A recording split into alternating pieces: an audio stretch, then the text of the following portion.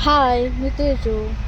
आज ब्लॉग काढायला खूप उशीर झाला कारण सकाळपासून लाईट गेली होती आणि खूप पाऊसही होता. त्यामुळं थोडा वेळ झोपले, नंतर 5, 5:30, 6 वाजता उठले. मस्तपैकी फ्रेश वगैरे झाले. फ्रेश होता होता लक्षात आलं की यार आज मोदक करायचे होते, मग त्या तयारीला लागले.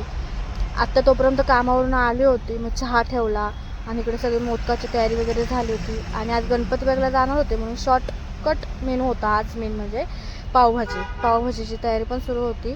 मग मी लगेच सारण वगैरे भाजायला सुरुवात केलं. मोदकाचं सारण वगैरे भाजायला तूप वगैरे टाकले, चारोळे वगैरे टाकले आणि मस्त तुपामध्ये खोबरं टाकलं आणि गूळ टाकून चांगलं परतवून घेतलं सारण वगैरे. कारण आज आम्हाला गणपती बघायला जायचं होतं. मग काय करणार, खूप सारा पाऊस येत होता, मग नाही जाता आलं. मग पटकन आरती वगैरे घेतली. आरतीसाठी सगळेजण आले होते. संध्याकाळच्या आरतीला सगळेजण येतात, सगळे माझ्या भावाचे मित्र वगैरे सगळेजण येतात, त्याच्यामुळं आरती घ्यायला खूप मजा येते. नंतर मग मोदकाचं नैवेद्य दाखवलं आत्यानी, नंतर सगळ्यांना प्रसाद वगैरे पण दिला प्रत्येक जणांना. आणि अख्खं ते मोदक म्हणले की ना खूप छान वाटतं. मोदक कोणाला नाही आवडत, ते सगळ्यांना मोदक आवडतात. मग सगळ्यांनी प्रसाद वगैरे घेतला. आणि आज पावभाजी होती, शॉर्टकट जेवण होतं, त्याच्यामुळे पटकन जेवायला बसलो.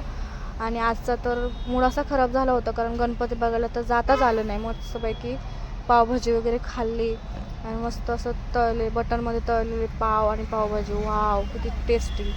मला लगेच उद्या सकाळी सगळ्यांना कामाला जायचं होतं म्हणून पटकन झोपायची तयारी वगैरे घेतली, सगळं हंतरून वगैरे टाकून घेतलं.